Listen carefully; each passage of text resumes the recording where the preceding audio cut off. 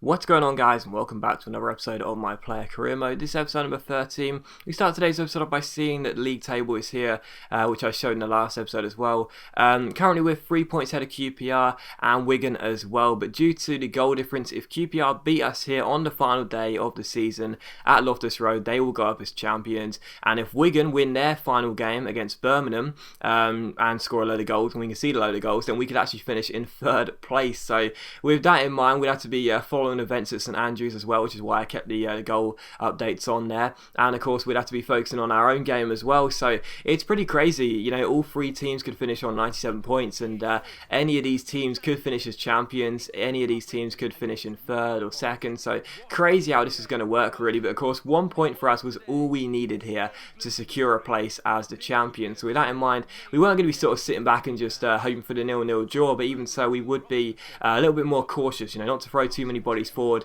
in fear of being hit on a counter attack. And of course QPR would have to win, but all they needed was to win by 1 goal, because of course their goal difference is better. So there was a lot of spoils to be sealed and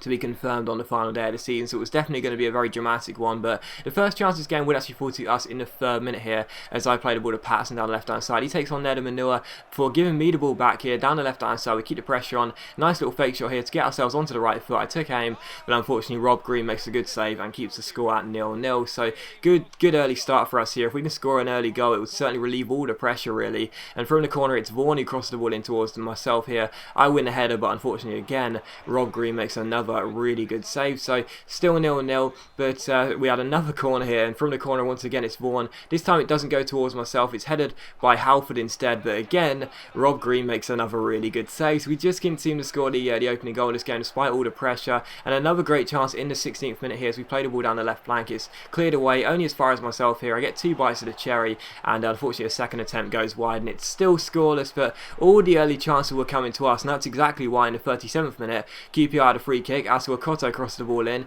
it's flicked away, but unfortunately it falls towards Traore. Traore controls the ball really nicely, plays it in field towards Ravel Morrison. At the far post, Lehigh doesn't deal with it, and Danny Simpson heads the ball into the back of the net. So QPR 1, Forest 0, and it's just typical, isn't it, that the first chance QPR get, they take it. So very frustrating there, and we are unfortunately behind. Of course, because of that, it would mean that if things stood as they were, we would be failing to go up as champions, and we would be finishing in 2nd place, because unfortunately the Wigan and Birmingham goal updates weren't coming through, so I wouldn't know. Maybe we'd be finishing in 3rd, I didn't know. So as things stood, we weren't going to be finishing as champions, so that much was certain. And to be honest, we just couldn't seem to break down QPR's defence. They had every man behind the ball, we couldn't seem to break them down. Unfortunately it was still 1-0, and it looked as though things were going to remain that way until the final whistle. In the 87th minute I win the ball back here very bravely, and as I'm sprinting forward trying to join the attack here, the ball gets played towards Veron down the right hand side. He takes on Asuakoto, swings in across. Mackey's header is blocked by our own teammate, but it falls back to Jamie Mackey, and the former QPR man scores against QPR and makes it QPR 1, Forest 1 in the 88th minute. It took us a very long time. We finally had the goal, we had the equalising goal, and as things stood we were going to be going up as champions. In injury time here, as I get on the ball, I accidentally dribble out of play here as I was trying to time waste a little bit. The game does finish QPR 1, Forest 1 though, so regardless of what happened at St Andrews, regardless of how Wigan got on, we would indeed be going up as champions. So not only promoted, but finishing as champions as well, as we managed to hold on and get the point here. And yes, a late goal by Jamie Mackey in the 88th minute against his former club that seals it. So I was absolutely delighted. It would have been nice to have been involved in the goal in some way, but I guess I won the ball back to start the attack. But even so, it's QPR 1, Forest 1. We get ourselves a 6.5 rating. Didn't actually play very well in that game. I had a couple of early chances, but other than that I did nothing really. But yeah, Birmingham and Wigan actually drew 2-2. So as you can see, both teams ended up getting promoted, both Forest and QPR. We got up as champions though, that's the most important thing. I was very pleased after such a very, I don't know how to explain that season really. It was kind of good, but it was kind of bad. So we missed a large chunk of it due to injury, but we had a lot of fun. We had a good cup run, reached the quarterfinals.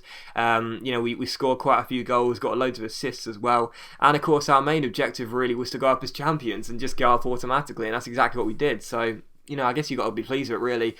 We've gone up to a 79, as you can see here. Here's our accomplishments. Overall 44%, and this goes by really quickly, because as you can see here, there's absolutely loads of accomplishments. There's like, I don't know how many there are. There's like 527. Okay, I can see it on the screen. There's 527 accomplishments you can complete, and that's why I couldn't really show them all in depth. You know, otherwise we'll be here for absolutely ages. You know, I could have the whole episode and have like 2-part episode talking about all the accomplishments. That's why they go by really, really quickly. If you're interested in seeing, you know, what ones I've completed and sort of you want to see a specific one, for example, if you play player career mode and you're sitting there thinking, I haven't got this accomplishment yet. Has he got this accomplishment? Is it easy or is it hard? If you're looking for a specific one, feel free to pause the video at any time. But I couldn't show this in depth because we would literally just be here forever, and that's why I just sort of zoomed past it really. So, you know, if you want to see a specific one, you can check it out. But excuse me. Yeah, 44% complete so far, and looking quite good at the moment. You know, we're up to a 79 overall, and that's after one season. Yes, of course, we did have the bonuses due to starting this career mode and playing a player career mode before on previous gen, or I don't know how that actually works, but I got bonuses at the start of the season anyway. If you go back and watch the first episode, you'll be able to see why I got them.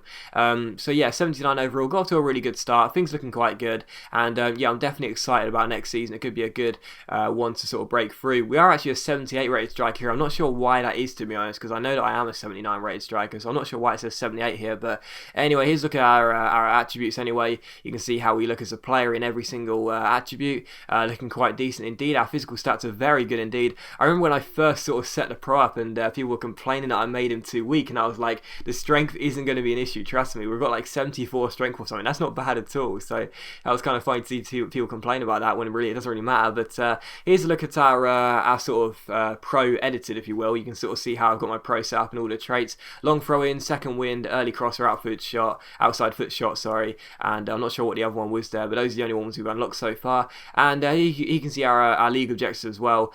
We matched all four, as you'd expect. We had a match rating of 7.3, 7.7. We had to get a 6.8 or better. We maintained no less than a 15% goal ratio because we had 22%, and we also hit our goal objective and our assist objective, as you'll see here as we return to the club as well to end the season off. It showed here as well, just to sort of confirm it. We did indeed score 14 goals when we were asked to score 8, and we also set up more than 3 goals and then some. So very, very good season. Very, very happy with how the first season went in this player career mode, and yeah, things look very, very bright. Whether we go back to Forest and try and keep them up in the Premier League, whether we stay with Fulham, whether we move to a bigger club, who knows?